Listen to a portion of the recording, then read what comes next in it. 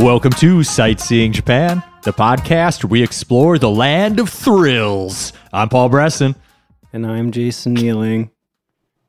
Are you ready to be thrilled?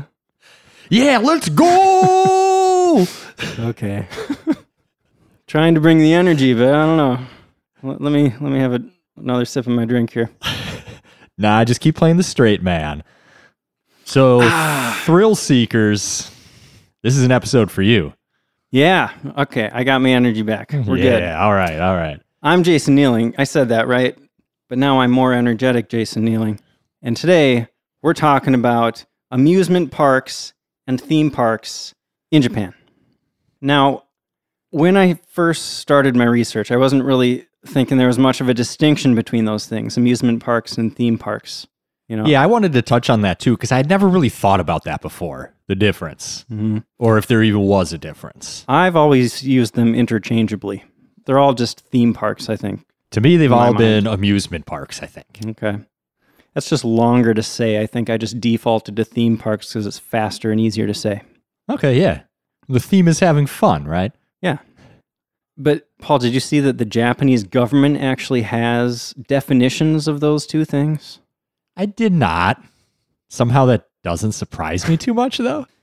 Amusement parks are establishments that are mainly indoor and outdoor sites with 3 or more types of permanent play facilities. Now, this excludes those into which coins, medals, cards, etc. are inserted directly.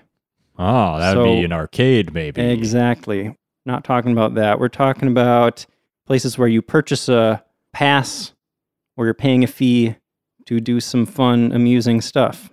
Yeah. Theme parks, on the other hand, are establishments that charge an admission fee, create the facility environment based on a specific theme, and have permanent and paid attractions related to the theme, and incorporate parades and events to create an overall space. Okay. Did you find out what the purpose of this law is? Is it just for advertising reasons on who can call themselves a theme park or not? I have no idea. I just found some website that was like, here's what the Japanese government has to say about these things. Okay. Yeah, so theme park, Disneyland. It's themed after Disney, right? Amusement park, a place that has a bunch of roller coasters and Ferris wheels, but no characters or story that it's tied into. Yeah. But I think that the category of theme parks is also kind of a subcategory of amusement parks because it meets the same criteria for amusement parks. It's just there's also the theme thing. Yeah. Japan has more than 100 amusement parks. I saw more than 200, Paul. Wow. Yeah. And around a quarter of those are theme parks. Okay. Wow, that's a good number of theme parks. Yeah. Yeah, Japan has all kinds of parks. It has the big names like Disneyland, but there's also historic experience parks, I guess you could say. There's cultural experience parks. There are car theme parks. Yeah, all sorts of one-of-a-kind parks. And some of the more recently created ones, I think, are really creative and kind of surprised me. And I kind of want to go. Totally. And some of them, I was surprised at how many of them have like really new technology. Like they're not just coasting on these rides that they've had for 50 years. You know, they're always bringing in the new developing technologies. There's like VR and AR stuff. They're always making new roller coasters. Yeah, you get to try something you've never done before, which is really cool. I've never been a huge theme park person.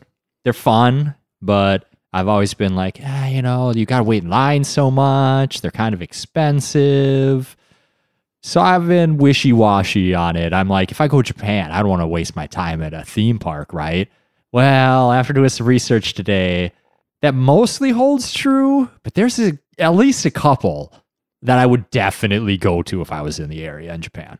I feel the same way. I definitely found some that I want to go to now, but like I've literally never been to any kind of amusement park in Japan because I always felt like it was like it had less cultural value kind of than like the other more quote unquote authentic experiences I could be having in Japan. Yeah. But it's like a lot of these amusement parks, I mean, they are a part of Japanese culture, you know? They Yeah, have amusement parks that you won't find anywhere else in the world. I was just thinking, yeah, 200 amusement parks. Like, it's an ingrained part of Japanese society. It's very well developed industry in Japan.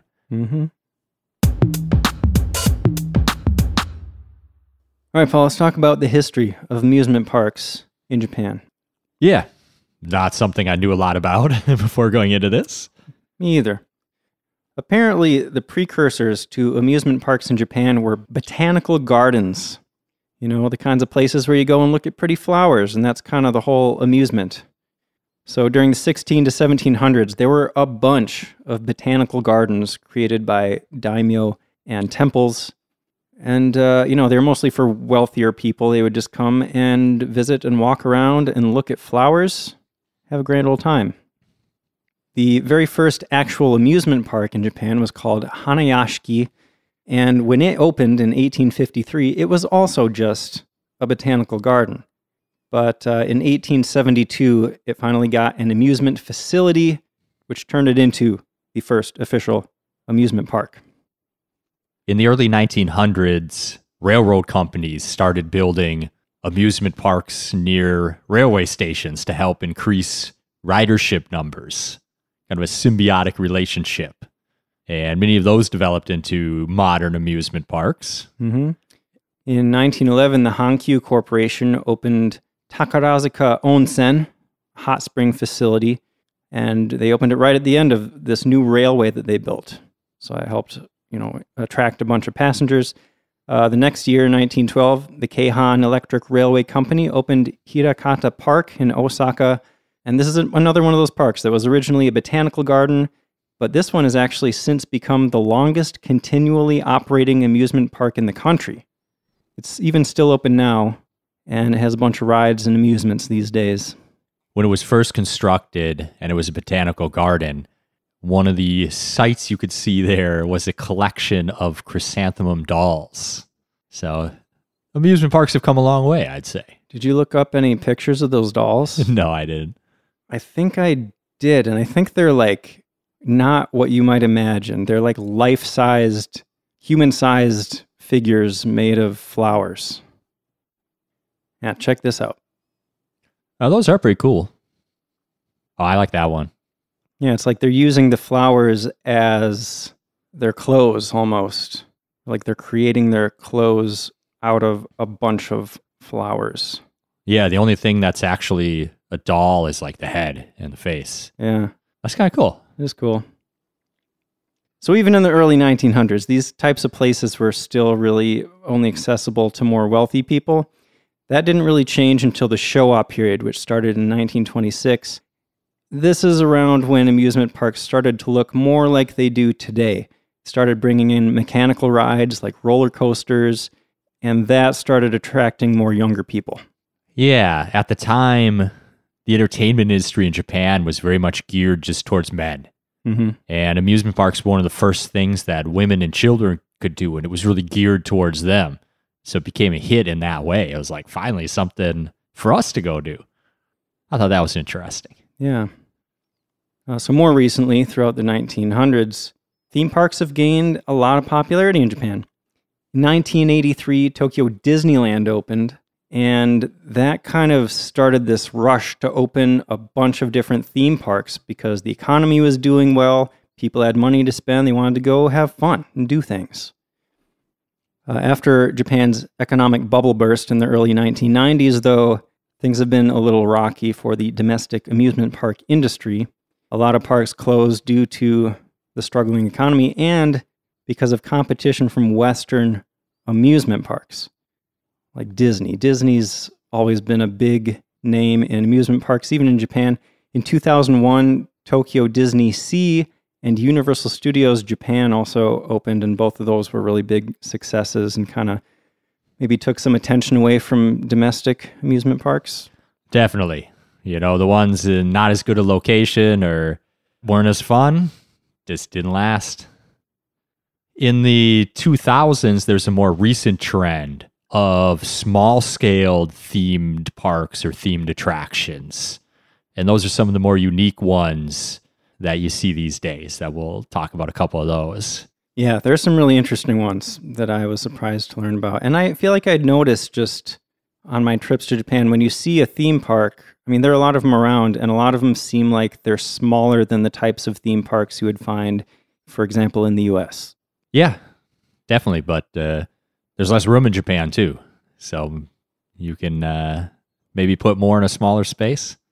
If you're creative, you can get a lot of different amusements and rides crammed into a pretty small space. That's true.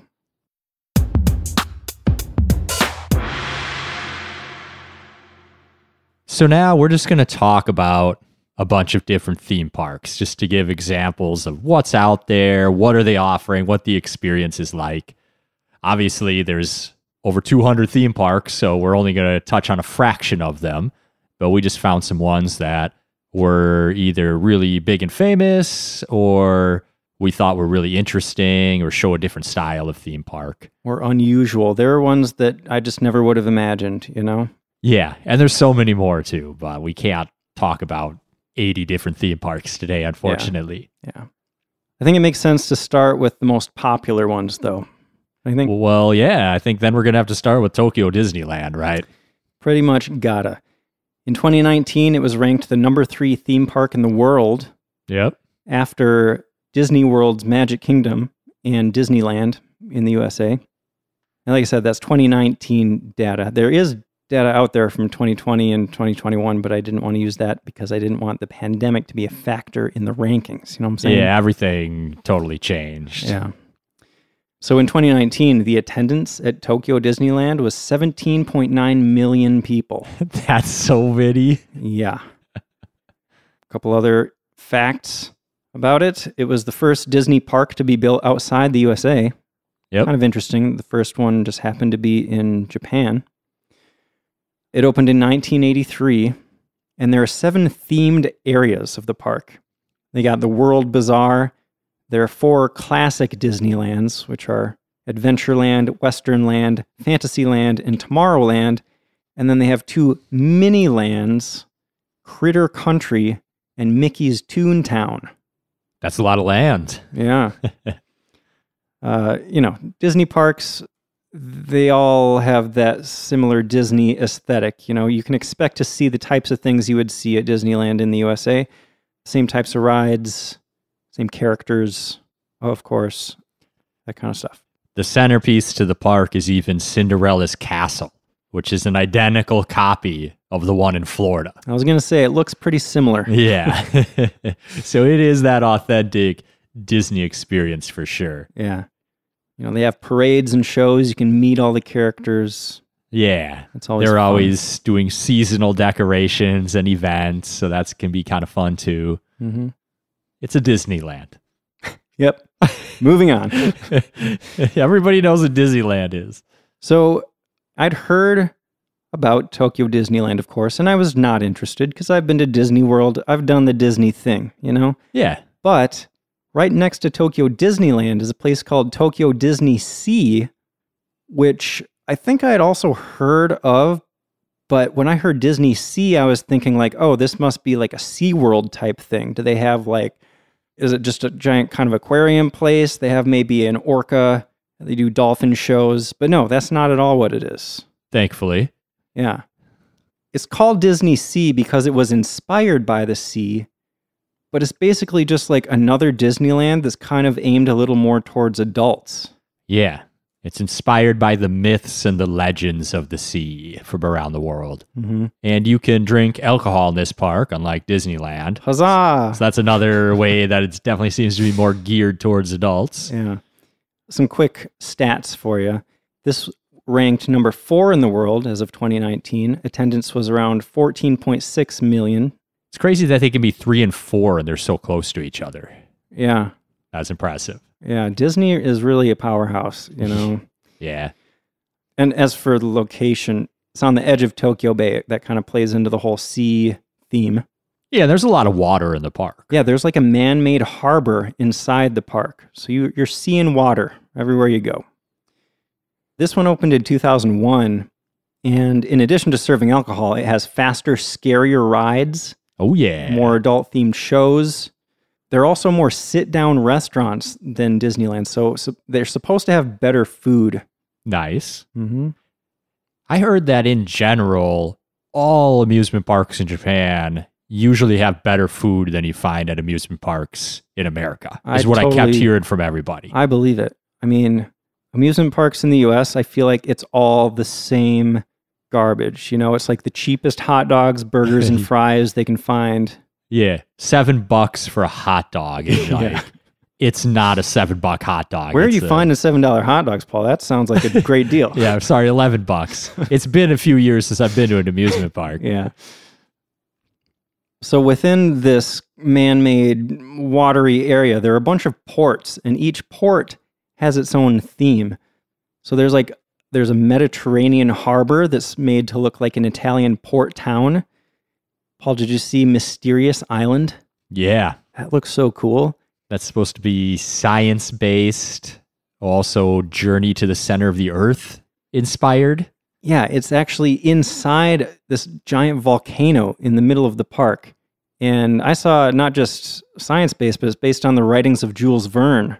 So science fiction, I guess. Yeah, he was great. So you can take a submarine to explore the depths or take a journey to the center of the earth.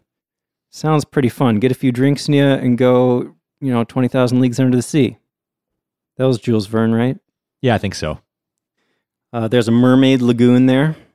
There's an Arabian coast. There's an American waterfront, too. Supposed to be based on 20th century New England. I kind of want to just see that one to see the interpretation of that. Yeah, definitely. But yeah, it looks like a fun place. Mm-hmm. I'd definitely rather go there than Disneyland. Yeah. If I had to choose between one of the two. I mean, they serve alcohol. You do like to drink. I don't want to overstate my fondness for alcohol. I'm not don't worry, everybody. I'm okay. Jason only drinks when he podcasts. Exactly. And when he has friends over. And when he needs to pick me up. No, sorry. I'm exploring the world of cocktails, Paul. It's a intellectual curiosity, not alcoholism. I buy it.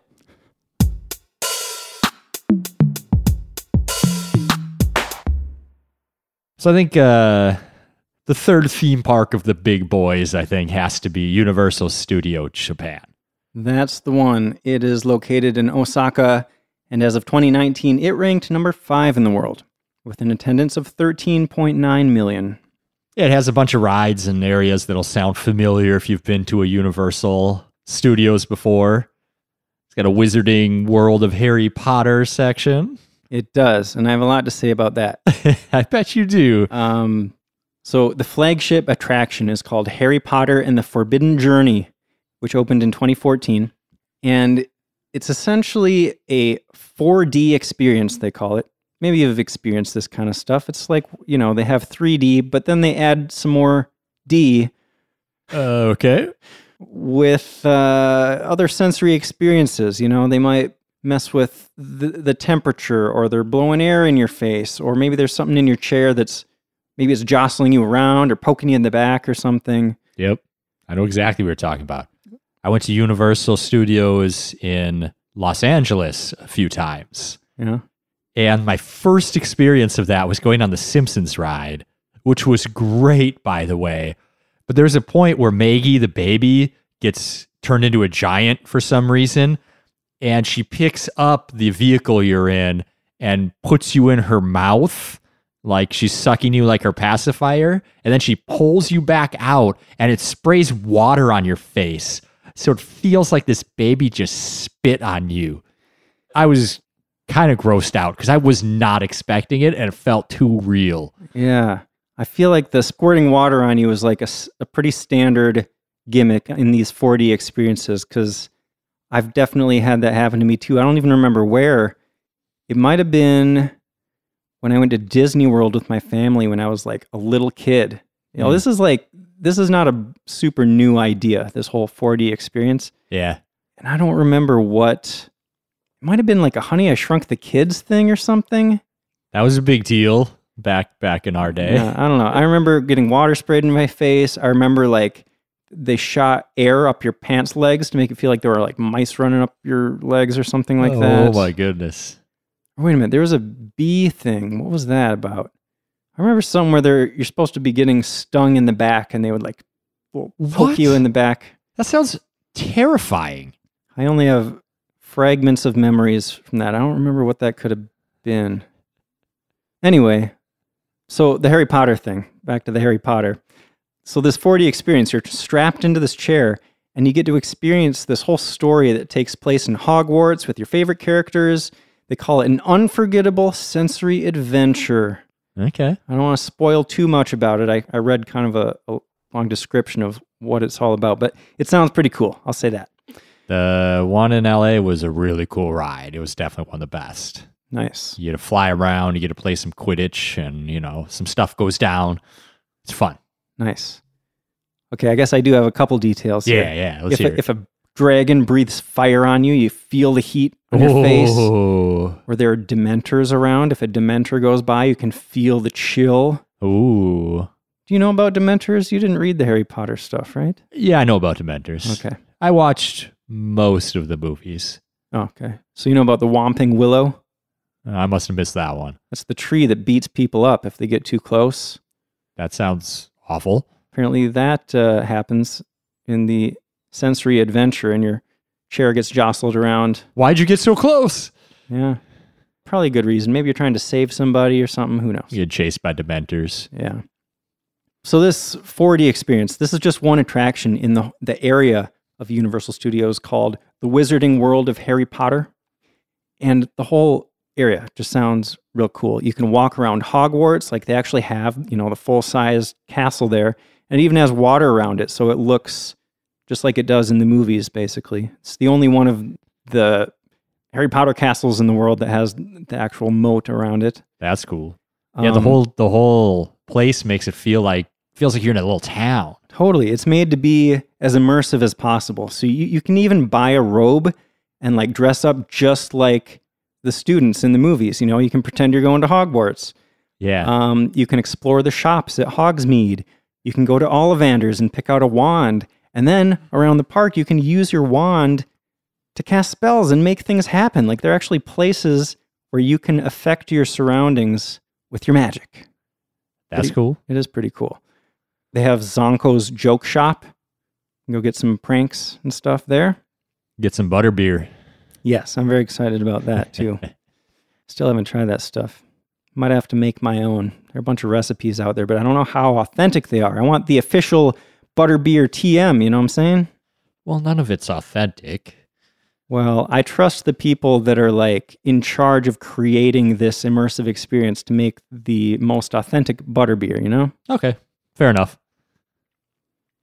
Okay, Paul, we need to talk about this other new attraction at Universal that I'm very excited about, and I think you are too. Super Nintendo World. Oh, dude. We need to talk about this for sure. Yeah. It just opened in March of 2021, and the first thing to know about it is it looks super cool. It looks just like a level in one of the Mario games. Like you look around and you're just surrounded by all these familiar scenes. You can see the Koopas going back and forth. You see shells bouncing around all over the place. There are coins spinning. Yeah, it doesn't just look like it. It looks so much like you're in a game that I couldn't distinguish the concept art from the actual pictures people were taking in the park. Because this is a new edition, so there's only so many pictures out there already. And I was getting a lot of concept art and a lot of pictures, and I was like, is this real? Does it really look like this? I had to go watch videos that people had taken to see, like, wow, it really does look exactly like you're in a game. Yeah. And not only does it feel like you're in a game when you look around, you actually, in a sense, are inside a game because they make this whole place interactive. Did you read about the power-up wristbands, Paul? Yes, I did. So you can buy these little wristbands that you slap on, and there's a bunch of coin blocks all around the park, and you can punch them with your wristbanded hand, and you collect coins that you could use later on. And there's an app that you can get on your phone that the wristband connects to, so you can like track your progress and all your stats in the app. And it makes the sound. Oh, man. It's just so cool. Yeah. But it's not just those blocks. There are like all these other things that you can interact with and other ways to earn coins. So, Paul, I know you saw the Mario Kart ride. Oh, yeah.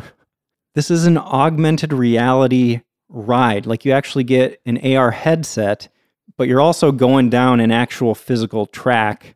And then in your AR headset, you're seeing these other characters racing with you. And each person in the cart gets their own steering wheel. So you can you got to time your turns right and watch where you are on the track. So you get coins for turning at the right time. You can also get more coins by shooting green shells at people. And then at the end of the ride, they add up all the coins that your whole team got. And if you get enough coins as a group, you win. And there's like a positive ending. But if you lose, there's a negative ending. Like there are actually different endings of this ride depending on how you performed. That's really cool. Yeah. You got to do it at least twice. Mm-hmm. And the second time, you just sit there. And you're like, I'm going to lose this one. Yeah, you got to just tank it. So I said in the intro that I'm not really a theme park guy. You know, I was never a Disney kid. So like, I don't have the attachment to those characters and those movies and stuff. It just like doesn't do it for me. But seeing this place, I get it now. I get it 100% why someone that loved the Disney stuff as a kid would want to go spend time in those parks. Because it looks like this place just feels like you're walking around inside a Mario game. And that just does it for me. I want to go so bad. This is 100% a place I would want to go if I was in Osaka. Yeah. I don't even care that much about the rest of the park. If I had time, I'd go ride a couple other rides. But I would be all over Super Mario Land. I think I need to spend a day at Harry Potter and a day at Mario. So I didn't finish talking about all the wristband related stuff. Paul, did you hear about the challenges, the key challenges? What? No? Oh my goodness, Paul. So there are these 5 challenges around the park where you can earn these keys in your app, these virtual keys. And then those keys will unlock a boss battle with Bowser Jr. Nice. And the boss battle is a life-size 2D scrolling Mario stage. Oh, that's so You cool. actually get to run through a Mario level in 2D. Like your shadow cast on the wall can interact with things in the level. That's so cool. Yeah. That's so cool. I want to jump on some Goombas. Yeah, totally. I want to kick some shells at people. This was my one idea that I think could really just kick the whole park up a notch. Okay. Is when you walk in, they should have these green shells on casters just, scattered around the park, and you can just kick them at people and hit them in the shins. Maybe they need to hand out shin guards to everybody so nobody gets hurt or something. But I feel like throwing shells at people is the experience that's kind of missing from the park. Okay. I mean, you can do it in the Mario Kart ride, but maybe banana peels too. They should have banana peels scattered all over. Everyone has to wear hip pads for when you go down and elbow pads. Yeah. And a helmet. Have you ever seen somebody slip on a banana peel? I've slipped on a banana peel. Really? Yeah. I didn't go down. I slipped pretty good, but I caught myself. I was surprised. That's a trope, of course, in cartoons and stuff, but I'd never really considered the possibility of it happening in real life. But then I read online somewhere, somebody was talking about that's totally a real thing. Those things are super slippery when that, the inside of the peel is it's got to be face down. Yeah. Yep. Crazy. Yeah, I was surprised too. I was like, what? That's a thing? I was like, I had to yell at my roommates yo, make sure the banana peel gets in the garbage next time. I almost went down. Awesome. All right, Paul, let's talk about some of the most popular amusement parks in Japan that are not theme parks. Okay. Just amusement parks. No particular theme. They're just amusing. Where should we start? Well, one really popular one that I saw is called Nagashima Resort. Okay. Or Nagashima Spa Land. This is located just outside Nagoya. Mm-hmm. And it's got roller coasters. It's got thrill rides. It's got rides for kids. It's got a Ferris wheel. It's got a mega water park. Ooh, a mega water park. I like that. I put mega in all caps in my notes. So I do enjoy water parks. yeah, I don't know. I feel like as a kid, I kind of stayed away from water parks just because it felt like work to like change in and out of a swimsuit when you go to an amusement park. Oh yeah, so hard. I don't know. I guess it's one thing if you're like spending the whole day in the water park. I don't like going to a water park and then having to like change into normal clothes to go to the amusement park side. Maybe that's just a me thing. Oh yeah. I've never gone to a place where it's like both. Like if I go to a water park, I'm just going to the water park all day. Oh, sure. I mean, I've been, like Cascade Bay or whatever. I've actually never been there. What? How? It just never came up. Well, anyway. Yeah, I mean, if I'm going to a dedicated water park, sure, whatever. But I feel like a lot of places in the U.S., it's like they have both side by side and you kind of got to go from one to the other. And Yeah, there's a lot of that. There's like the one or two water rides sometimes at an amusement park, and it's like, oh great, now I'm all wet and now I gotta go ride all these normal rides the rest of the day. Like that's not fun. Exactly. Yeah. Actually, we took a trip to Valley Fair, I think it was the one we took in 8th grade or something. I don't know. All I remember is right at the end of the day, dumb little Paul went on the water ride and I got drenched right at the end of the day. And it was cold too. So I was like freezing. Yeah. And then I had to go sit on the bus and I was just leaking everywhere. It was miserable. I hated myself for going on that ride so much. Yeah, that doesn't sound too fun. It's like, what was I doing? Don't be too hard on poor little Paul, though. That poor little guy. Yeah, he grew up. He got a little smarter.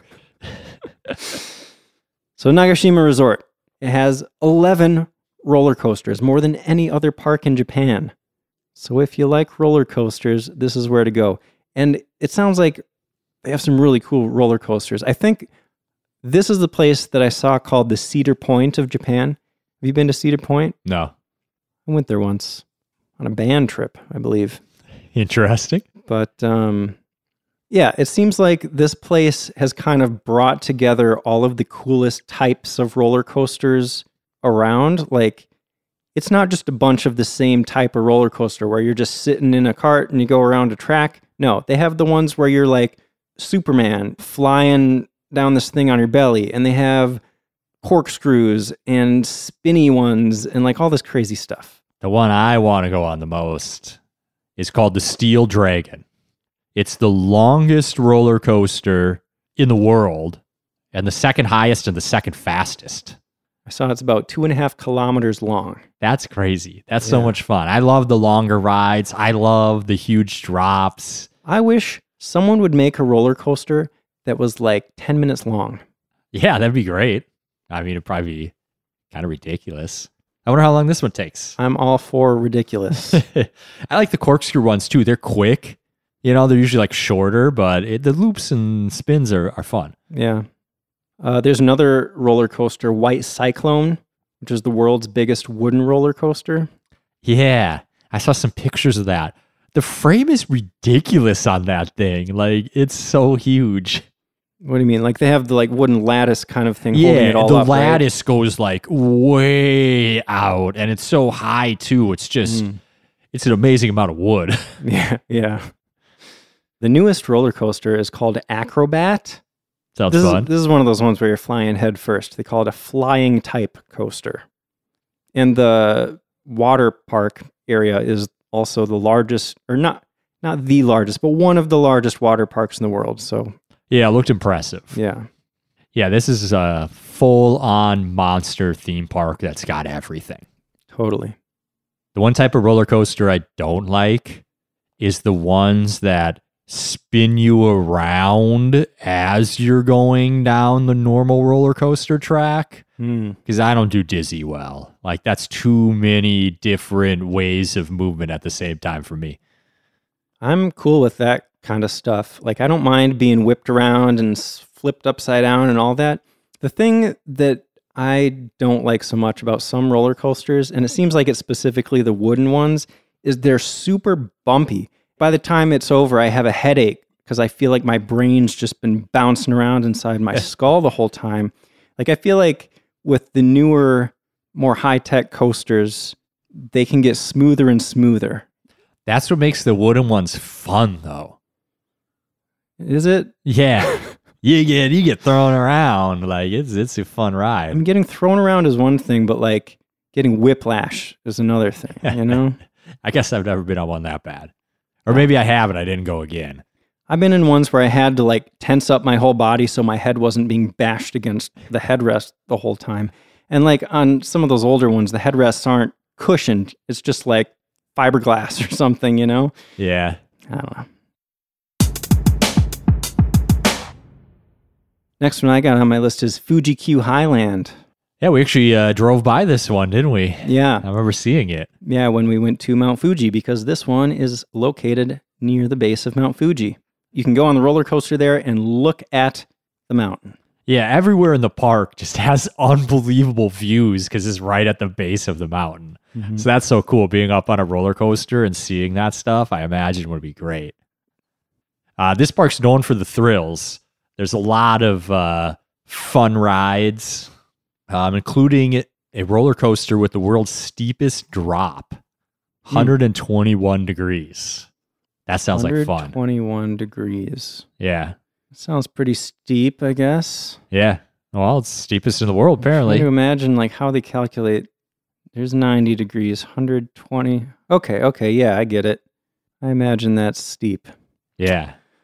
And that first drop, I mean, on a lot of roller coasters, that's what it's all about. It's just that first drop where you feel your stomach coming up to your throat, you know? Yeah. The anticipation as you're like climbing higher, right at the peak, and then you start going. Do you try to get at the very front?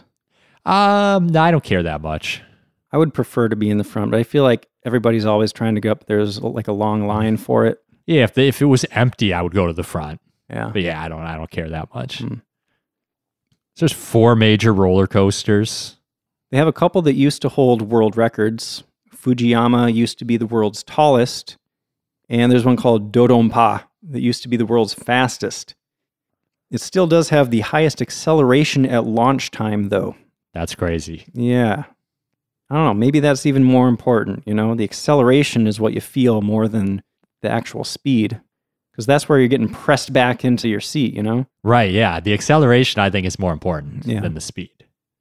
So, another thing that looked really cool to me at Fuji Q Highland is their haunted attractions. Yeah, I was going to say, like, they go above and beyond with this stuff. Yeah, and haunted house kind of stuff is pretty popular in Japan in general, I think. Maybe more than in the US. Like, here, haunted houses pop up around Halloween, and maybe they'll have one at, like, a state fair or something. Yeah. But besides that, you don't really see them that often. But in Japan, it seems like in the summer especially, they're just all over the place all the time. Summertime is ghost time in Japan. Yeah. And they do it well. So at Fuji Q Highland, they have a place called the Haunted Hospital Super Scary Labyrinth of Fear. It is the world's longest haunted attraction. It takes about 50 minutes to get through this thing. It's 2 stories. I saw a video and it looked cool. Like they have a lot of gore and like bloody, torn apart people, you know? Yeah, I heard one guy talking about it and like he ran into a group of like 20 people in front of him because they all got so scared that they just like banded up into a super group to like be less scared and make it through. Nice. I think I read that, or I saw a video where this guy said, you go in groups of 4. So maybe that was 5 groups that all clumped together, but like normally you're supposed to go in as a group of 4 so that they can come at you from all sides and you get that full experience. Yeah. There was another thing I saw that looked really cool called the Ultimate Fort. Did you read anything about this? Dude, it looks so cool, but really difficult. Yeah. So I went back just today and did some extra research on this because, I don't know, there's not a ton of stuff out there about it. And I was getting a little confused because it seems like there have been 3 iterations, basically, of this concept. The first one was around 2013, I think. Okay. And it was a 3,000 plus meter maze with puzzles that you have to solve to escape. So it's almost like a maze plus an escape room type situation. And there was a time limit of 20 minutes to get through this thing. And the successful escape rate was 1 out of every 100,000 people. Right. 100,000 groups, or I guess people too. It makes sense. Groups? Yeah, I heard you went in as groups, at least now. But you can get like separated from your group behind like a secret door will like shut and like lock you in, and you're just stuck, and that's where you're going to spend the time until your group's done. So that was what I read about the 2013 one, but like I said, they're on the third version, and the concept for this newest one is that it's a laboratory. Oh, I didn't even say the theme for the first one. It was supposed to be like a prison that you're trying to escape from. The new one is a laboratory that has been hijacked by an AI entity. Ooh, that sounds sort of cool. artificial intelligence, which has locked it down, and they won't let anyone enter. So it's like a lab that this AI turned into a fortress, and you need to outsmart the AI and solve these puzzles to get inside. All right, just need to feed it some logical fallacies. Yeah, give it some paradoxes and just watch his brain explode. But I also saw that this newest one says that the time required is approximately 20 minutes to an hour or more. So I don't know if it sounds like it doesn't have that same 20-minute limit anymore. Maybe they wanted to give people more of a chance to complete it. I don't know. But it sounds fun. Sounds like something worth checking out. Yeah, that'd maybe be the first place I'd go at Fuji-Q. There's one other attraction I thought sounded really cool called Fuji Airways. It's a 4D theater that gives you the experience of flying from Tokyo to Mount Fuji. Like not in a plane? Like it's not just a simulation of sitting in an airplane, I assume. No, it's like open below like you. You're Superman flying around Not quite. through the air yourself. Okay, you're a bird? It seemed like you were in like a glider, but there was like no floor below you or anything, so you could see everything. So you're in Wonder Woman's airplane or whatever. Yeah, sure. She had an invisible Yeah, you're plane in the invisible right? plane.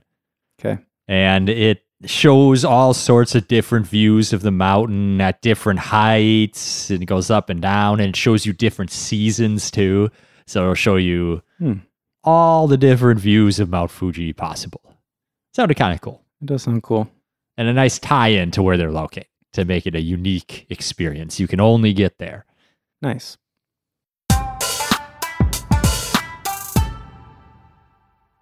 Paul, I think at the beginning you hinted at these history parks, right? Didn't you mention something about that? I did. And I believe we've actually talked about one or two of these in previous episodes. I have 4 written down, and I'm pretty sure we've at least mentioned 3 of them. Okay. But I don't know how much detail we went into. But either way, I don't know. I don't have a ton of stuff about these because they all kind of have the similar. I mean, it's a similar concept. They have the same types of things. Right. The first one on my list is Noboribetsu Date Jidai Mura, which is located in the hot spring town of Noboribetsu in Hokkaido. And this place was actually developed by the descendants of Kojiro Katakura, who was a retainer of Masamune Date, a very important figure in Japanese history. And this is a place that is based around the Edo period. So you can dress up as a samurai or an aristocrat, either just to take a picture, or you could actually dress up for the whole day if you wanted to be, enjoy the immersion there. Yeah, so all the buildings are going to be Edo style. There's going to be actors walking around wearing the full costumes. Just that immersive experience of this is what it was like in the Edo period. Yeah, you can explore the Katakura residence and other traditional houses. You can try some martial arts, traditional festival games. You can try spinning tops. You can paint kokeshi dolls. Are you familiar with kokeshi dolls? No. Paul? They're pretty cool. It's like a very traditional style of Japanese doll where they're made of wood and they're turned on a lathe. So they're like cylinders with a round ball on the top that's the head, and then they paint them in a particular style. and you can try your hand at painting them here. Oh. Do they put little clothes on them too? No, not like cloth clothes. I think the clothes are painted on as well. Okay. Sounds cool. Yeah. They have ninja shows too, if you're into ninjas. Yeah, there's a ninja maze. There's a ninja museum. Lots of ninja stuff. Yeah. People like ninjas. They know who their audience is, you know? Did I mention already the Katana Museum and Samurai Resource Center? No. They have those as well. I'm interested in checking out Onyanko Temple. What's that? Well, Onyanko, you've heard Nyan before, right? Nyan. Nyan, nyan. Maybe once or twice. Nyan is like meow. So Nyanko is a kitty cat, Okay, basically. like Neko. Yeah. And so Onyanko is a temple that's filled with Maneki Neko. Those are those little cat The figures beckoning, that are beckoning. welcome, Exactly. lucky cat. Yeah. But when you get inside, like, you know, you're outside, you're thinking, oh, this is just a cute kitty cat type of place. You walk inside, and then you realize it's actually a haunted temple filled with demonic cats. Oh, no. Yeah. I'm like mildly, I don't want to say scared of cats, but I've run into a couple mean cats in my life. I'm wary of cats. This place, I think, would spook me out. I know this about you, and it makes me sad, Paul, because my cats were the sweetest things. They were. I loved your cats, bro. But not all cats are like that. That's true. You know, some people think of cats as like they're cool for a while, and you pet them, and they're purring, and they're happy, and then all of a sudden they like rip your face off for no reason, you know? But I wasn't raised with cats either, so maybe I'm just not reading the body language right or something too, you know? Maybe. So the reason apparently for this demon cat thing is that Noboribetsu is also known as Hokkaido's demon town because of its proximity to Jigokudani, aka Hell Valley. Oh, I didn't know that. Yeah, demon cats. I don't know. That sounds interesting enough to be worth a visit. Yeah, definitely. So there's also one called Edo Wonderland, Nikko Edomura.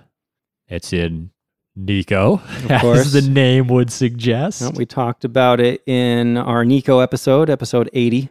So, I don't know. I wasn't going to spend much time on it just because we already kind of covered it. But this is probably the most popular Edo period theme park in Japan. Yeah, honestly, a lot of the same stuff. Yeah. At this one, too. Yeah, you can try being a ninja.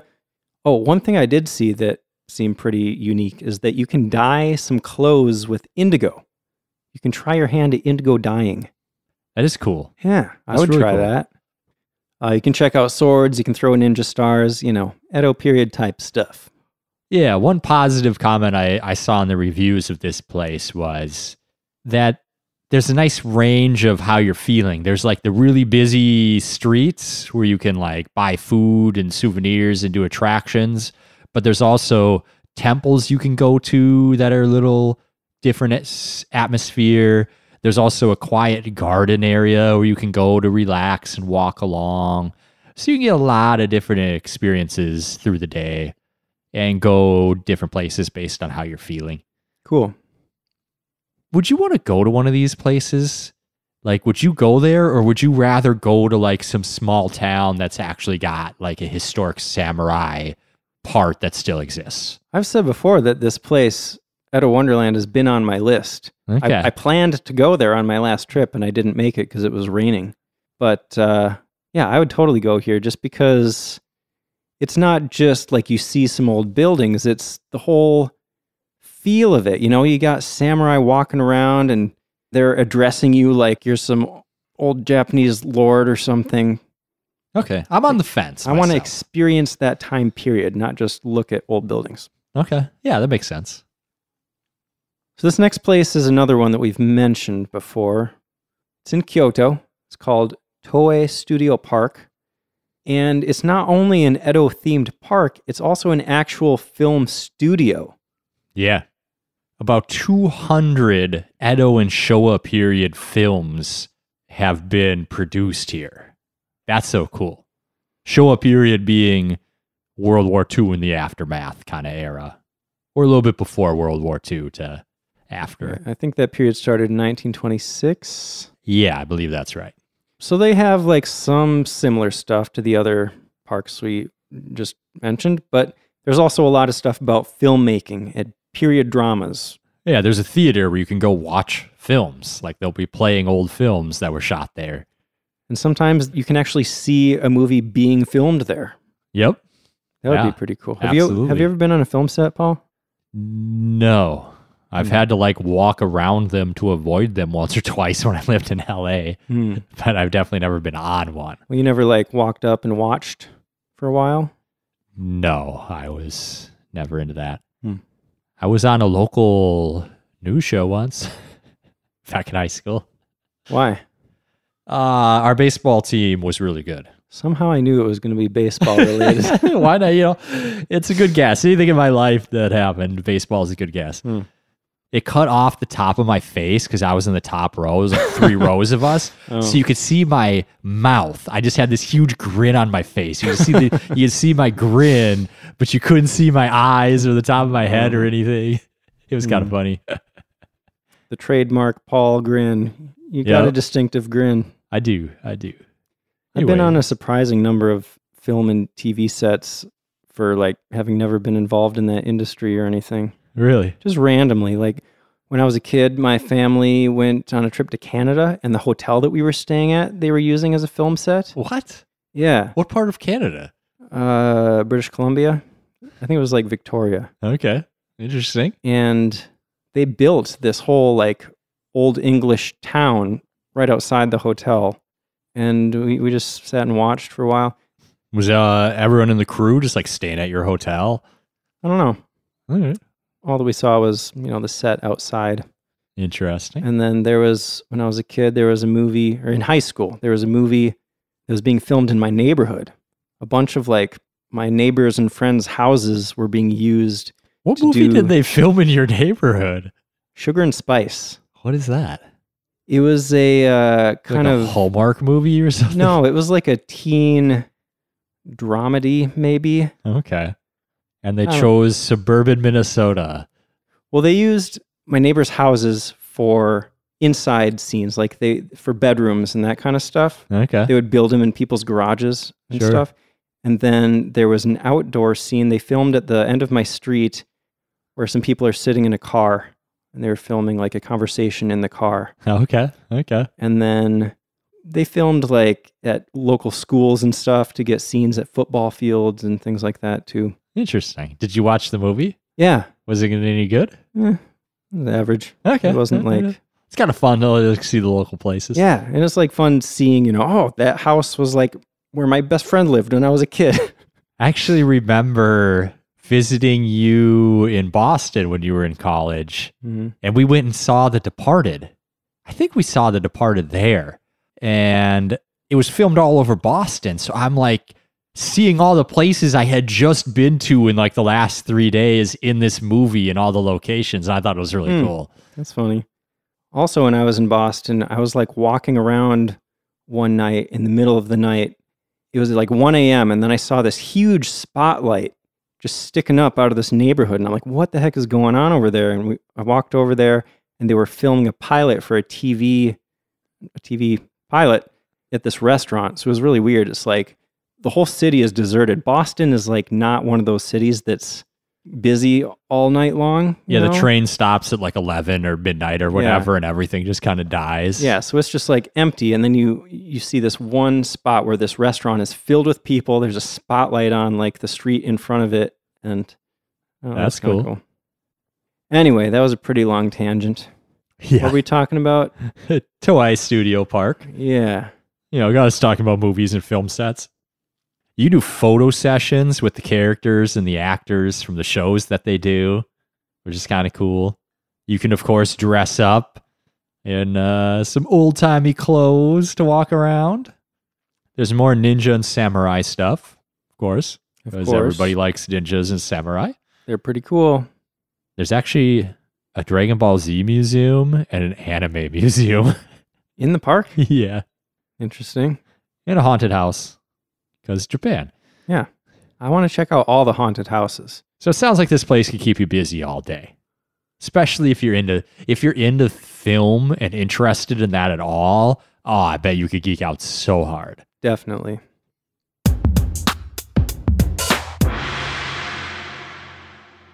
So what's next? The last history-themed park I have is Ise Azuchi Momoyama Bunkamura, which is in Ise City in Mie Prefecture. And this one actually isn't an Edo period-themed park. This one goes just a tiny bit further back into history to the Azuchi Momoyama period, which was right at the end of the Sengoku period, the Warring States period that we've talked about many, many times. So just before the Edo period, basically. We're talking like end of the 1500s. And the main attraction is this recreation of Azuchi Castle, which was Oda Nobunaga's palace. So you can explore that. You can look out over Ise Bay from the top. And in the summer, they turn the castle into a ghost castle. Oh, nice. Yeah, it's supposed to be real scary. One unique thing about this place I saw, they reenact Edo period court cases. Like actual real cases? I think Edo style court cases. Okay. So they'll have a guy that's a Machi Bugyo, which is a town magistrate, and kind of reenact what that looked like or how that went down back in the Edo period. I thought that was kind of fascinating historically. Yeah, I'd be curious to see what that looks like. I mean, we talked about how they used to like tattoo criminals and stuff. This was like that time period, right? Yeah. To see what kind of punishments were dished out, how they went about hearing evidence. Yeah. I imagine it wasn't as, I don't know, back around that time period, things were kind of more, what's the word I'm looking for here? Draconian? Yeah, I think you could say that. In some cases, at least. But it'd be interesting, too, to see the kind of cases. I bet a lot of them weren't super serious stuff. Like, there'd only be so many cases for murder or whatever. A lot of them might just be like, my neighbor's cattle keep wandering and eating my crops. You need to do something about this. You know, like the little squabbles people have that somebody needs to sort out. That would be interesting. Yeah. I also saw you can try archery there. That's always fun. Shooting some bows and arrows. Yeah. You can watch some period theater. Cool. Yeah.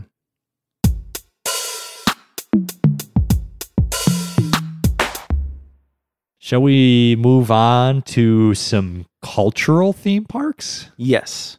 And these seemed unusual to me. Like I can't think of anything in the US like this, really. The only thing that comes to mind for me is like the Christian stuff. What? Like the Noah's Ark Park. What? Yeah, I heard about that. No. They built like a supposed life-size replica of Noah's Ark, and there's like a theme park surrounding it. There's a few Christian theme parks in the United States. You know, obviously just like not on your radar. But no. Not really the same type of thing, though. I mean, that's a specific, like, it's the piece of closest culture, thing but that it's- came to mind. But these ones in Japan, we're talking about, like, these are theme parks based on specific countries outside of Japan. Yeah.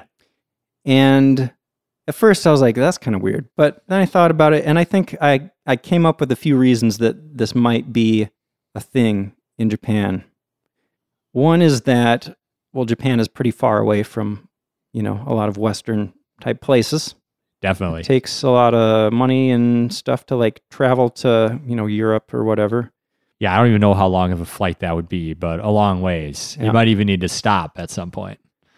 Another thing I thought of is that even when Japanese people do travel abroad, I've heard that a lot of people travel in these big tour groups.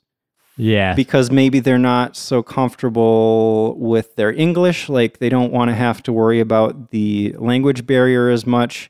You know, if they have a tour guide that's showing them everything and explaining everything in Japanese, kind of just takes a lot of pressure off of the trip, right? Yeah, definitely. So parks like these let people get a taste of a different culture without leaving the comfort zone of, you know, their home country. And another reason I thought of is that, at least for this first one we're going to talk about, the area of Japan where the park is located has a specific relationship with this other culture that the park is themed on. Yes. So this first place is called Haustenbos. At least that's how it's pronounced in Japanese. I have no idea how this is pronounced in Dutch because it's a Dutch theme park. Yes. And it's named that because it's named after one of the residences of the Dutch royal family. So this place is located in Nagasaki, which had a port that did a lot of business with the Netherlands.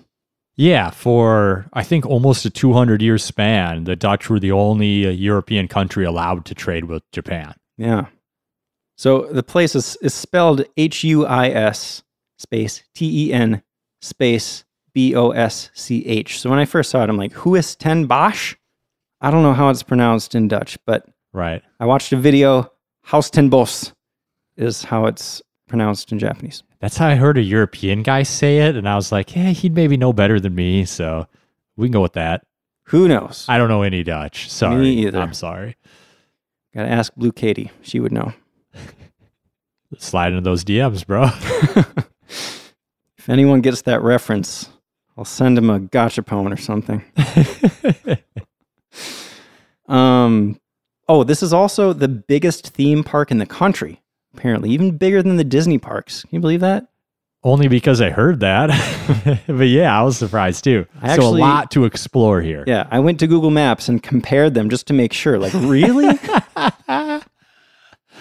So this place is going to feel very European, of course. They've reproduced a Dutch old town. You're going to see canals running through the whole place. They got windmills. They got Dutch gardens, tons of tulips. Everywhere. Yeah. Dutch architecture. In spring, there's actually a tulip festival with even more tulips than usual. Mm-hmm. You can take a boat ride down the canal. There are European-themed hotels around the park that you can stay at. I saw a video where this guy stayed at like one of the more expensive ones. It looked super nice. There's a bunch of hotels that are like built like old style houses. So it feels like you're living in a house. You get a little living room and there's an upstairs bedroom and it's right at the edge of the park. Okay. So it feels like you're just living in a different country while you stay there. Interesting. I saw that there are actually Dutch style houses there that you can buy. You can live in the park. That's interesting. I didn't know that. And there's a canal right in front of your house and a windmill on the other side of the canal.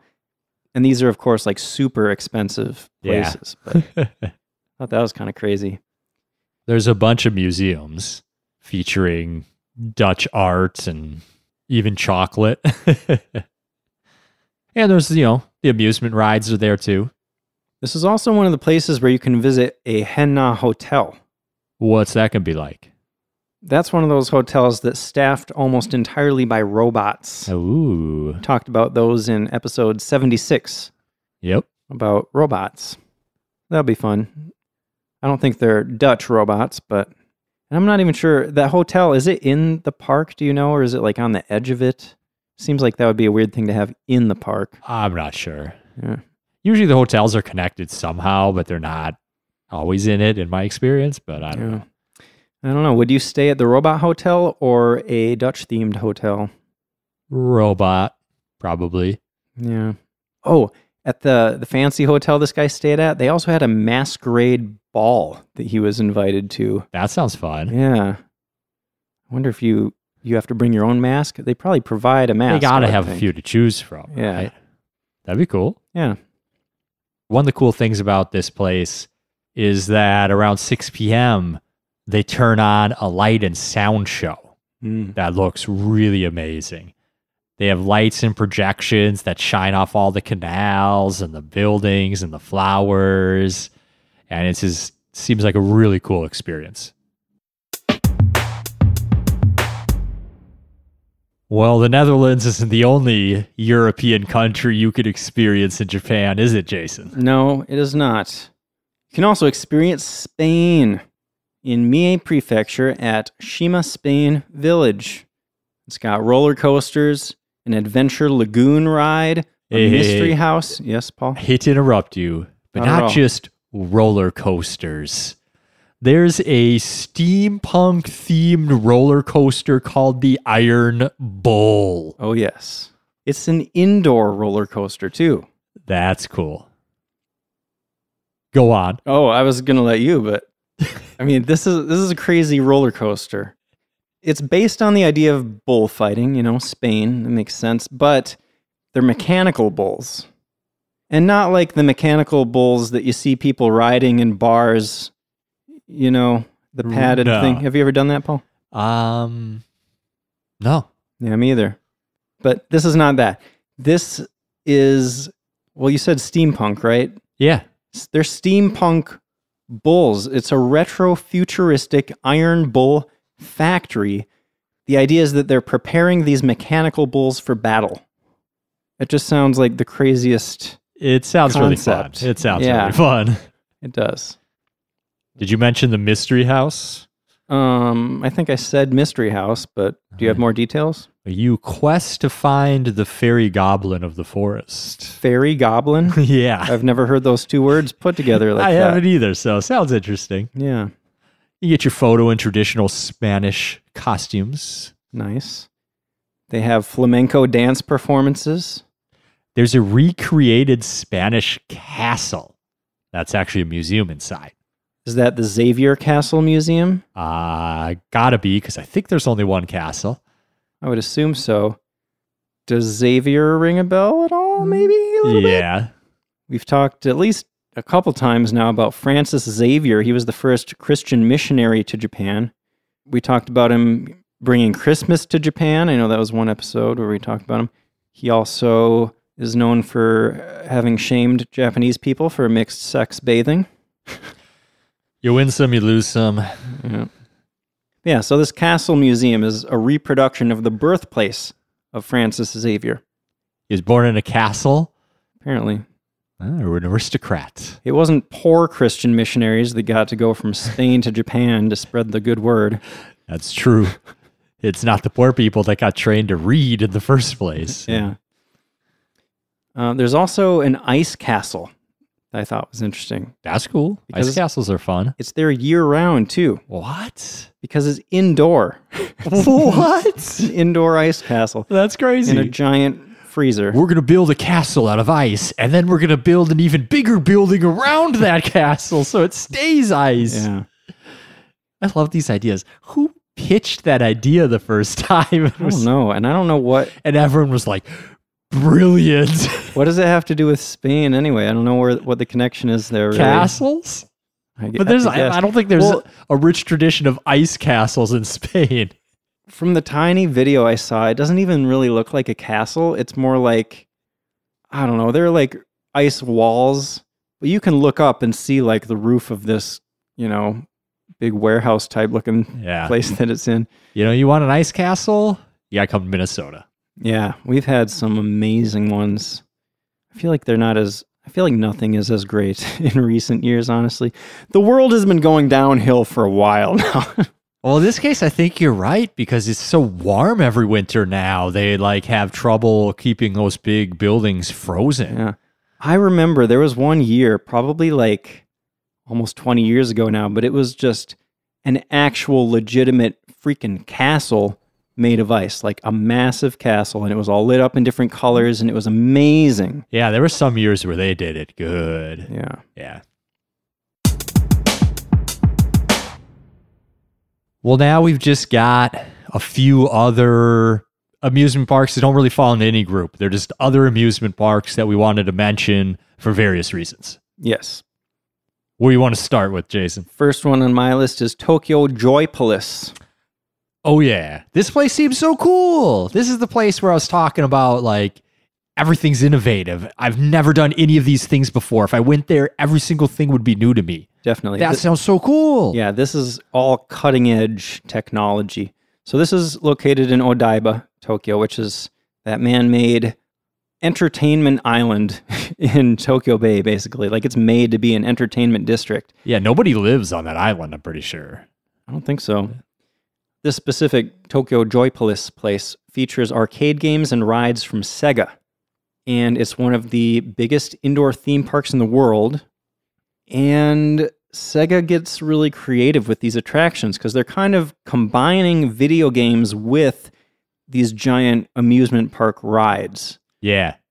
Dude, the one I saw right away that stands out to me is it's virtual reality, but they had this huge open room that these like 6 or 8 people or whatever were running around with. I think it was a shooting game. They all had a gun. So you were in virtual reality and what you were seeing, but you were actually like walking and running in the real world, moving around. That's the kind of VR I want to experience. Like I have the PlayStation VR, but you can't move around too much. You got to face in one direction. You can't step too far in any direction or you'll be, out of view of the camera that's tracking your movements and stuff. But man, that's the future of VR, is being able to live in this virtual world that you can actually move around inside and feel, you're actually moving around with your feet and stuff. I feel like I would probably get less sick if I was actually moving, if my body was actually moving the way my eyes thought I was moving. Yeah, totally.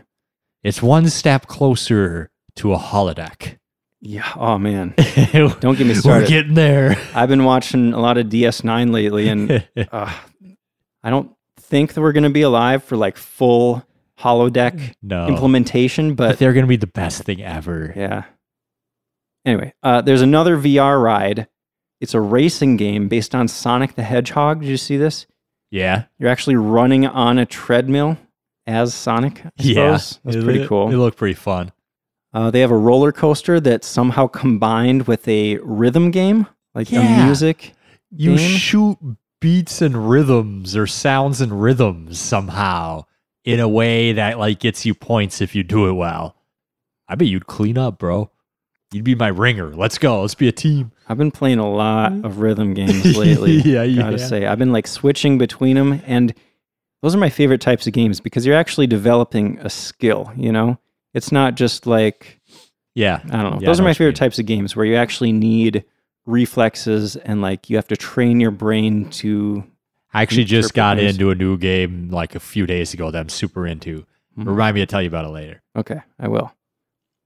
They have a ride called Half Pipe Tokyo. It simulates riding on a half pipe. You can actually do spins and compete with other riders for a top score. That one looks super cool.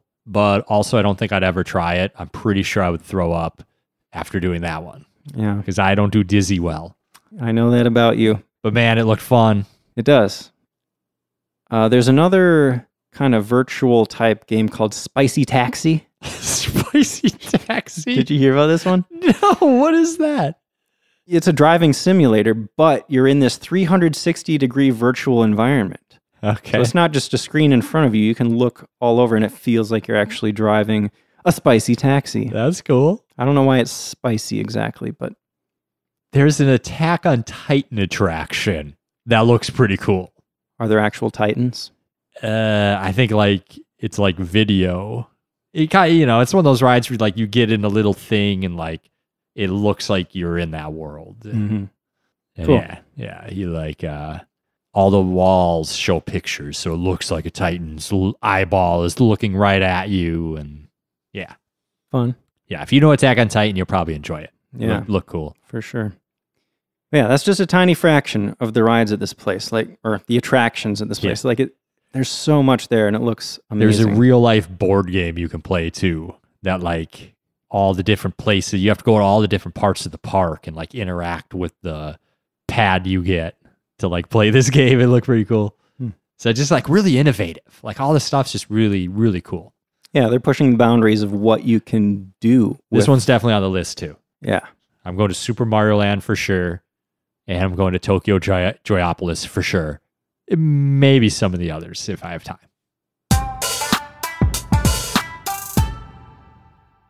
All right. So coming on from that one, let's move on to another one that I don't want to be mean, but Sanrio Puro Land bored the heck out of me. Bored you? Yeah. Doesn't look fun? I was reading about it and I was like, I don't understand what's there. Like, what's there? So then I watched a video about it and I was like, okay, I get it now. It's just like a place for kids. But man, it looks so boring. Just to give an overview, it's located in Tokyo, and Sanrio is the company that created Hello Kitty. So basically, this place is built around Hello Kitty and her associated other characters. Yes. It's an indoor theme park. And yeah, I guess I see what you mean. Like when I saw videos, it seemed like a lot of it is just kind of a cutesy type of atmosphere. There are little like plays and stuff with the characters, and you can meet the characters. But it also, like, the characters all seemed a little bit creepy to me, because when I think of these Sanrio characters, I think like they're supposed to be cute and little. But then you see Hello Kitty that's like as tall as you are with this massive head. Yeah. And I was like, that's not as cute. Yeah. And then like there's these little attractions and tiny rides that are like only fun for kids. You know, it's cool. Like if you had kids and they were into Sanrio, they'd have a blast. But or if you were just one of those people that's real into Hello Kitty. Yeah. When I worked in... There's a really big gift shop, or a bunch of different gift shops selling everything they've got. When I worked in LA, there was this woman that was so into Hello Kitty. Like you would walk by her desk and it was covered in Hello Kitty stuff. There were a lot of women in LA like into Hello Kitty. You can visit Hello Kitty's private residence. You can take a boat ride through Sanrio's world. The one thing that stuck out to me that looked pretty cool was the food. Like a lot of these theme park type places have themed food, and the Hello Kitty food was really well done. Like it looks tasty, but it also looks extremely on theme. Like they have Hello Kitty's face burnt into the top of your sandwich, or like, I don't know, every single thing on the menu looked like it had some tie-in with a character. Yeah. So 2 things to say about the food, because I researched this a little bit, because it looked like the most interesting thing about this whole place to me. It is incredibly kawaii food. It's like one of the best examples of kawaii food I've ever seen. It looks outstanding. Yeah. I also heard it just doesn't taste good. It's edible, but it's not good. I believe it. The priority is the look. Yeah, but it looks cute. You will get the cutest picture of your plate before you eat it. Yeah. And that's really what people go to amusement parks for, is Instagram pictures, right? Yeah. I mean, people are going to Sanrio Park for the cuteness. Yeah. Or is that Puro Land, I should say. Okay, next one. Suzuka Circuit. Sounds really cool. This is an actual motorsport racetrack in Mie Prefecture. It's owned by Honda. Formula One racetrack. Like a real one. Yeah. And there's also an amusement park. Right. The amusement park is called Motopia. Car themed. Yep. Supposed to be a utopia for people and vehicles. Sounds pretty cool. It does. I like cars. Who doesn't, right? Yeah. It sounds like there's a lot of fun stuff you could do. For adults and kids, you can go-kart on an actual racing course. And if you're an adult, you can like get this advanced license sort of thing that lets you like do it again and again and basically do time trials. Like you can try to improve your racing skills and get faster. I did high-speed go-karts once a few years back, and it was really fun. I've never done that. They went up to like 45 miles an hour, I think, or something, and you got to like take them sideways around corners. Yeah, you can drift in them. It was fun. That sounds really cool. Yeah. They also have this roller coaster where you're actually like riding on a motorcycle on a roller coaster track, and it leans into the turns so you can see what it feels like to race a motorcycle at high speeds. That's super cool. Yeah. There's an aqua park as well. So a water park with some bumper boats. Bumper boats was always like my favorite water ride. Bumper boats is a lot of fun. Okay. Don't think I've done that. If you ever get the chance. There's this other roller coaster where you're sitting in a car and you actually get a steering wheel. Like you're steering on this roller coaster. So it's like you can't go off the track, of course. But if you don't handle the car appropriately, you can spin out and then you'll slow down. That's kind of cool. That's really innovative. Yeah, this place sounds cool. I would consider going here. A lot of unique stuff I think you could do here. Yeah. And like I said, there's a lot of stuff for kids too. They can race electric motorcycles. They don't go very fast. Kids can't really hurt themselves, but if I was a kid, I'd think that was pretty fun. Yeah, absolutely. I would have loved that.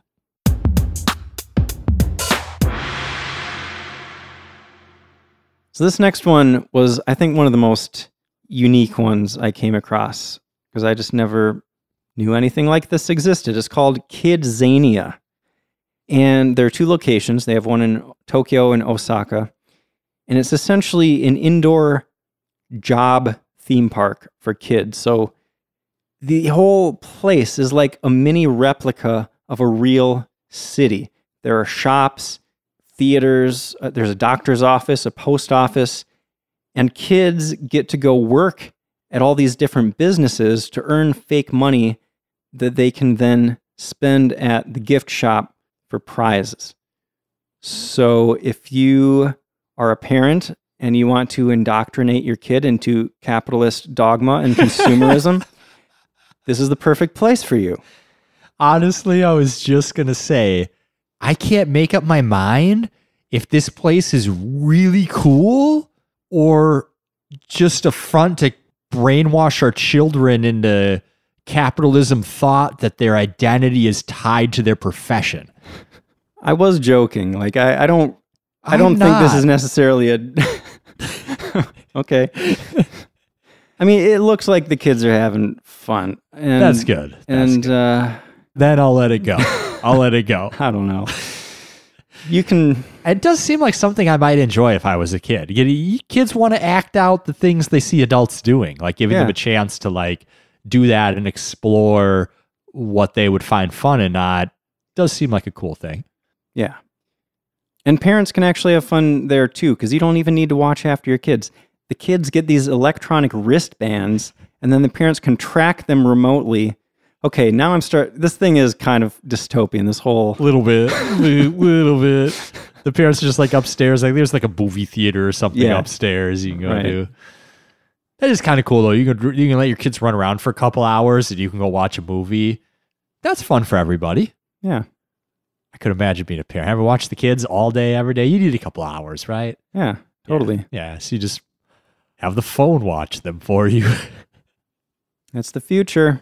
Yeah. Who needs parents when you got robots and AI? I suppose we've already had baby monitors for a long time. Just leave the baby in the other room and we'll hear it through the monitor. So this could be fun if you and your child speak Japanese, but if not, you might have trouble getting the most out of it. But this place is a big chain. They have locations all over the world. Okay, that's cool. There's at least one in the U.S.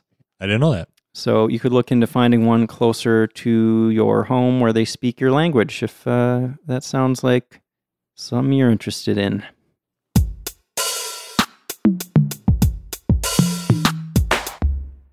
Well, this episode's getting pretty long, longer than I thought it would be. Yeah, me too. We've been having too much fun.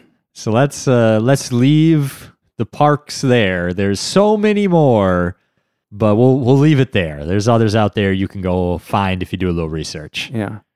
But there was one more thing I wanted to talk about real quick. Oh, yeah. Can't skip this. So as we said in the history section, a lot of amusement parks in Japan have closed since the 90s, but some intrepid explorers are still interested in visiting these closed down amusement parks because they leave behind these super awesome and kind of sometimes creepy looking ruins. Yeah. We mentioned this briefly, but I've got a little bit more on why so many amusement parks went out of business in Japan. Okay. So one that we mentioned is competition from the bigger parks. Disney and Universal and Disney Sea all attract a lot of visitors.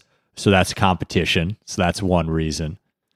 But there were actually a lot of smaller parks that were financed by banks that gave a bunch of bad loans during the bubble and ended up collapsing. So these parks lost funding and they basically just had to close down very quickly. So that's another reason that you see some. Also, amusement parks have really started booming in other parts of Asia. Like China and South Korea now are starting to pop up with really good amusement parks of their own there. So there's less of an international presence coming to Japan because amusement parks have spread out more. Interesting. Lastly, the population in Japan is aging and the birth rate is low. And amusement parks can be fun for everybody, but generally you get the younger crowds. So if there's less children around, less young people around, less people to go to amusement parks. So a combination of a lot of things has kind of hit and weeded out a few of the weaker parks. That makes a lot of sense. Yeah. Seeing all those pictures of like the abandoned parks, I always just think like, why? Yeah. Like, why does a bustling, fun place just become this deserted, overgrown thing? Yeah. I appreciate that you did that research because I wondered too, and I saw those pictures, like a lot of these places look, I don't know what the word is. It's like they were just abandoned overnight. Like they look like exactly like they would have on the last day they were open, and then everybody left and nobody touched anything. Yeah. It's like they didn't tear anything down. They're just sitting there. It was a totally normal day, and then just nobody came back tomorrow ever again. Yeah. Yeah, exactly. So I've always been interested in the idea of urban exploration. Like there are people that seek out abandoned buildings and that kind of thing and go check them out. I never got into it personally, maybe partially because I'm a wimp and don't want to get arrested or anything, because it's not exactly legal to go check these places out. I'd 100% do it in America, but I don't know if I'd do it in Japan. I want to get arrested in a foreign country. Yeah. Yeah, I don't know what the consequences are really Doesn't there. seem to be that bad because I hear a lot of people get caught.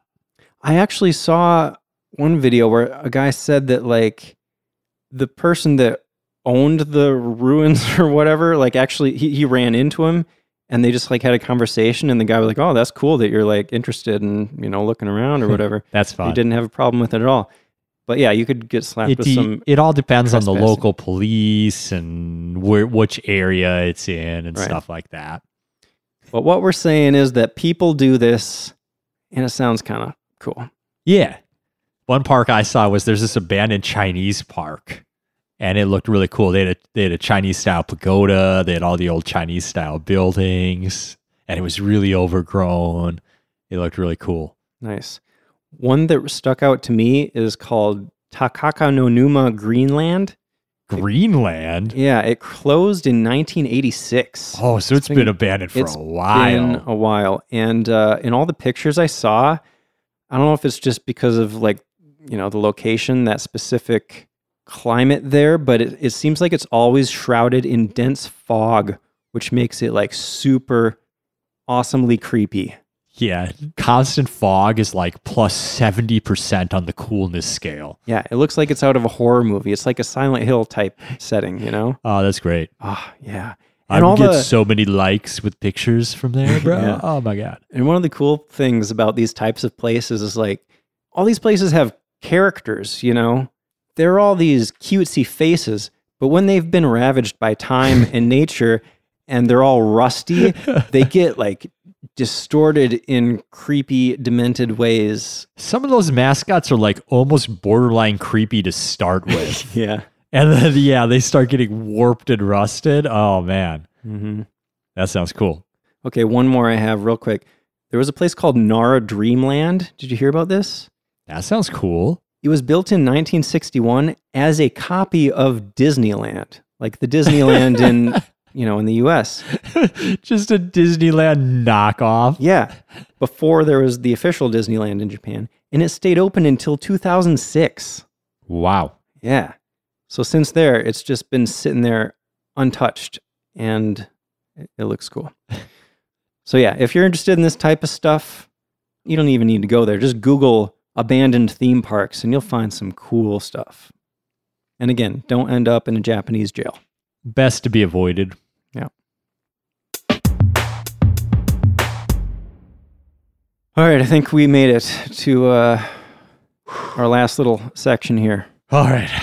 Let's talk about how to go to these places if you're interested in doing that. So one thing to note here is obviously we're still dealing with the pandemic, and for a while, Japanese theme parks actually had to close down due to government policy. There's no guarantee that doesn't happen again in the future, but they are operating now on new rules, which like restrict the number of people, and there's certain procedures they have to follow now to help keep it safer for everybody. But it's definitely disrupted the industry in a big way, and there's no telling what exactly the future holds for amusement parks in Japan. It's kind of one of those things that can change on a day-to-day basis as cases go up and down. And as new variants are discovered here and there, it seems like this is something we're going to be dealing with for quite a while. So that's something to keep in mind when planning any vacations or amusement parks in Japan. Yep. Just so you know, COVID is still a thing. Besides that, all these places we talked about have websites that are going to have the most up-to-date information, of course, on the attractions and ticket prices and COVID rules, that kind of thing. And it looks like pretty much all of them allow you to book tickets in advance online. If they have hotels, you'll be able to book those, of course, on the website. A lot of the time, you can get a discount on your tickets if you purchase them online. You can also get discounts sometimes if you go on off-peak days, the less busy days. Any of the parks that don't have online ticket sales are probably going to be the pretty small ones, and they'll just have a ticket booth at the place where you can buy tickets on your way in. Any other tips, Paul? I think that about covers it. All right. Well, let's end what is probably our longest episode ever. Hope you enjoyed it. If you want to reach out to us, you can send an email to feedback@sightseeingjapanpodcast.com. If you have any personal experience with any of these parks, we'd love to hear what you thought and what your favorite part was and that kind of thing. If you send us an email, we may read your email in a future episode. Yeah, that'd be fun. What are we talking about next time, Paul? On the next episode, we're going to be talking about Japanese idols and the idol industry in Japan. Cool. So in case any listeners aren't aware, we're not talking about idols in the American sense where it's like, little religious statues or something, right? Right. We're talking about cute girls and guys. Entertainers, yes. Yes. Idols in that regard. Yeah, like American Idol. Yes. That uses idol in the same sense of the word, I guess. Exactly. And there's a lot to say about them. It's going to be a really fun episode, I think, because it's a fascinating industry, and we don't really have anything quite like it in the U.S. Yeah, it goes really deep. Yeah. Well, thanks for listening. We'll see you next time.